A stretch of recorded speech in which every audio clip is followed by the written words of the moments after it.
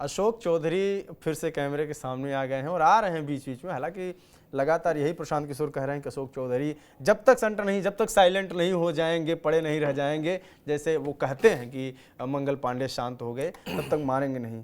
तो क्या है अशोक चौधरी का प्रयास, क्या साबित करना चाहें? क्या वो उन चीज़ों को सही तरीके से पहुंचा पाएंगे पब्लिक तक कि हम गलत नहीं है, ये फर्जी आरोप लगा रहे हैं? देखिए, मुझे तो एक पिक्चर का डायलॉग याद आता है कि जब तक तुम साइलेंट नहीं होगे मैं वायलेंट होता रहूंगा। समझ गए? तो ये कहानी तो ऐसी दिखाई पड़ती है। कई बार मुझे लगता है कि ये राजनीति हो रही है या प्रशांत किशोर कर क्या रहे हैं। बहुत सारे उनके स्टेटमेंट्स बहुत कंफ्यूजन पैदा करते हैं, और इसीलिए मैं कहना चाहूँगा कि ये क्या मतलब है कि आपने चोरी की है और आप साइलेंट हो जाइएगा तो फिर मैं कुछ नहीं करूँगा। ये क्या मतलब है? ये बात मुझे समझ में नहीं आई। और मैं आपको बताऊं, वेडनेसडे को मैं एक डिबेट कर रहा था, मेरे साथ जन स्वराज के प्रवक्ता भी थे। मैंने उनसे सवाल ये पूछा था कि क्या आप अपने को जज समझ रहे हैं, अपने को कोर्ट समझ रहे हैं? आप समझ क्या रहे हैं अपने आप को? कि पहले आवाज उठा देंगे और अगला माफी मांग लेगा या नोटिस विड्रॉ कर लेगा या साइलेंट हो जाएगा तो आप छोड़ देंगे? ये आप वाकई बिहार की सेवा करना चाहते हैं या आप अपने अहंकार की तुष्टि करना चाहते हैं? और यह सवाल मैंने किया था और यह सवाल मैं आज फिर पूछ रहा हूं। बड़ा सवाल यह है कि अगर अशोक चौधरी वाकई जो जन स्वराज के शब्दों में भ्रष्टाचारी है, जन स्वराज के शब्दों में अरबों रुपए की उन्होंने जमीन खरीदी है, जन स्वराज के शब्दों में राजनीति में उन्होंने सुचिता को ताक पे रख दिया है, जन स्वराज के शब्दों में बिना कमीशन का उनके डिपार्टमेंट में काम नहीं होता है, ये सारी बातें अगर सही है तो फिर फिर प्रशांत किशोर माफ कैसे कर देंगे?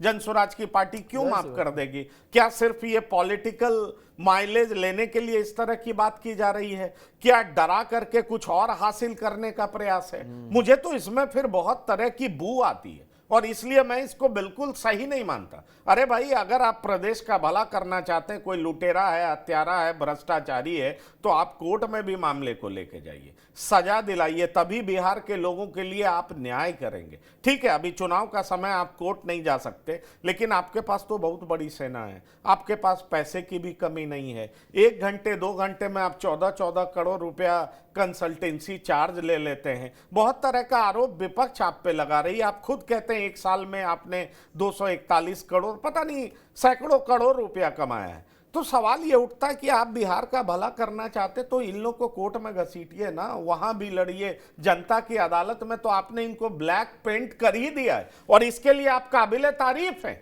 लेकिन बीच में जब आपका स्टेटमेंट आता है कि तुम साइलेंट हो जाओ तभी मैं तुमको छोड़ूंगा, तुम नोटिस विड्रॉ कर लो, नहीं तो फिर मैं 500 करोड़ का दिखाऊंगा, ये किस तरह का स्टेटमेंट है? मेरे समझ में तो नहीं आता। ये लगता है कि जनता की भलाई कम और अपने अहंकार की तुष्टि ज्यादा है। अशोक चौधरी पूरे इस बार ताकत के साथ बोले। उन्होंने कहा कि अब कोई कह दे कि मेरी संपत्ति ट्रंप के साथ है तो इससे कहने से तो हो नहीं जाता। दूसरी लाइन उन्होंने ये कहा, जो अभी तक वो थोड़ा सा नॉर्मली बोलते थे, उन्होंने ये कहा कि अगर मेरी राजनीतिक हत्या करने की सोच रहे हैं तो उनके सीने पर चढ़ के राजनीति करूंगा, मैं दलित का बेटा हूँ।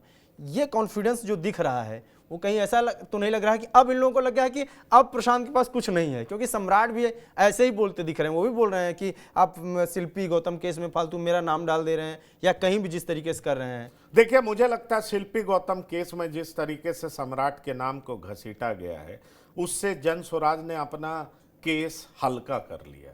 उससे जन स्वराज पार्टी ने जो मामले की पूरी गंभीरता को मुझे लगता है जन स्वराज पार्टी ने बिल्कुल कम कर लिया। जन स्वराज पार्टी के आरोपों को लोग गंभीरता से ले रहे थे और वो चर्चा का विषय बना हुआ था। हम लोग भी हर समय न्यूज में चलाते थे जन स्वराज ने ये बम फोड़ा, हाइड्रोजन बम फोड़ा। लेकिन अब सवाल उठता है कि अगर जन स्वराज इस तरह का आरोप लगाएगी और बाद में खुद ही विड्रॉ करेगी, पता चला कि वो हाइड्रोजन बम नहीं मिर्चैया बम था, तो हम लोग भी चलाने या कहने में एक बार सोचेंगे ना कि ये केवल माहौल बनाते हैं। हाँ। और ये बड़ा गंभीर बात है कि एक डिप्टी सीएम पे आप सीधा आरोप लगा दें कि शिल्पी गौतम के मर्डर में कहीं यही तो नहीं थे और इस तरह का नाम घसीट डालें, तो फिर आपके लगाए गए आरोपों की गंभीरता पर बड़ा सवाल उठता है। लोग सवाल उठाएंगे। भाई जनता अगर आपको अपने सिर आंखों पे चढ़ा सकती है तो जनता ही आपसे सवाल भी कर सकती है।